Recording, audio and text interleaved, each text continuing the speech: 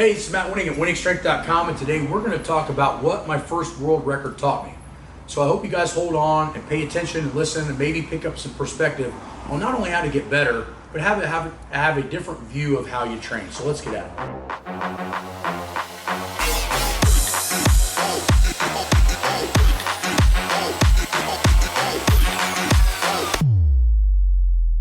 So my first world record was one of those particular times in my life that was very hard.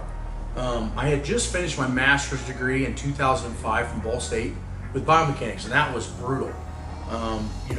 Mathematics was not my strong point, and I was thrown into classes where people had gotten undergraduate degrees from MIT and all these other things. I mean, it really tested my level. That's when I actually started to lose my hair.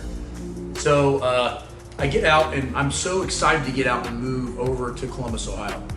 So I pack all my shit up and I move to Columbus, Ohio, and I'm going to train at Louis Simmons' gym at Westside Barbell. Now keep in mind at that time, Chuck Vogelpool and a lot of the other great lifters were there, still somewhat in their prime. And Greg Panora had just moved in. We're still great friends. We had a lot of really high level talent.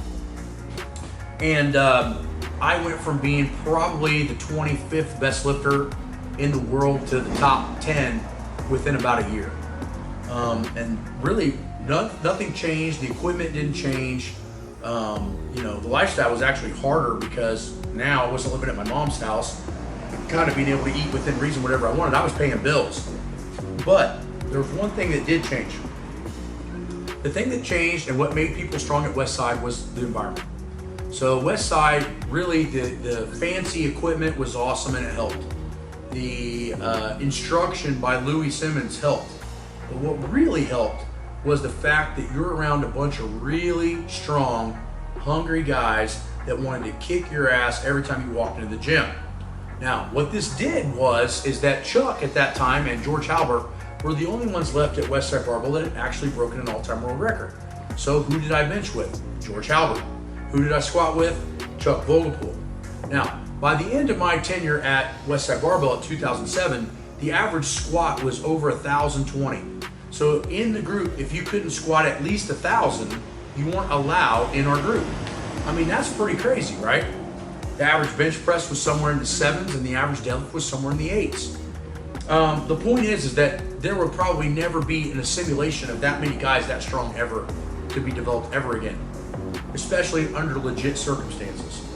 So what I found was that I needed intensity. And I know that a lot of my videos are about training smart and being long-term. When you're in the walls at Westside Barbell, there is no conception of that. You are training to break records, and if you're not there to training to break records, eventually Louis is going to kick you out. So I set up and I give up everything I have as far as being able to just be able to afford an apartment and be able to eat. And I'm going to give everything I have 120% because I'm out of school to train, and I push. Now, where the story gets interesting is that at this time, me and Louis have a falling out of various reasons, and I leave Westside Barbell to go train at Lexington, and Chuck leaves at the same time, within about a month of each other. Now, the issue is, do I know what I'm doing, and can I perform on my own?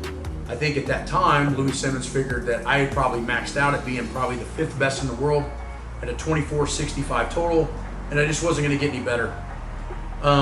And in some ways, I'm driving home every day. I take about a week off from lifting, from going from Westside to Lexington, and I'm just kind of worried if he's right, I mean, I was at that age time, and I was 25, 26, and thinking, man, I started young and all that shit. I just don't know if maybe I don't have any more left.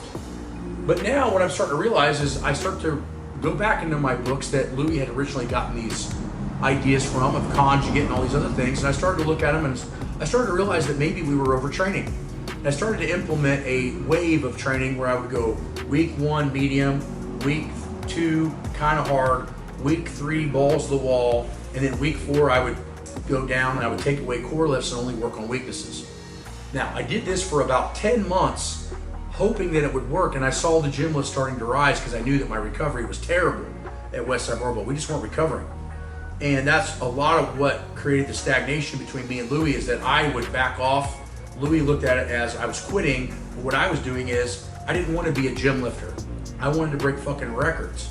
So that's the biggest difference that my first world record taught me, is that being strong in the gym is not the same as being strong on competition floor. Because the competition floor strength has to be tapered in time, meaning you have to be strong at one particular day. So it doesn't matter if you're strong 6 weeks before the meet, although Instagram would tell you otherwise. It matters what you do at a competition. Because you gotta remember, at this time, the internet was there, but like, people weren't constantly on it all the time fighting over stupid shit. People cared about what the all-time world record list said. And that's what I wanted to be. I wanted to be the best. So in 9 months of increasing deloading, focusing more on weaknesses and not overtraining, my total went from 2465 in the same squat suit and knee wraps and bench shirt to 2665, breaking the all-time world record. My squat went up, or my total went up 200 pounds in less than a year, which would be immense in 3 to 5 years. And all I learned from breaking the first world record was that I needed to recover more.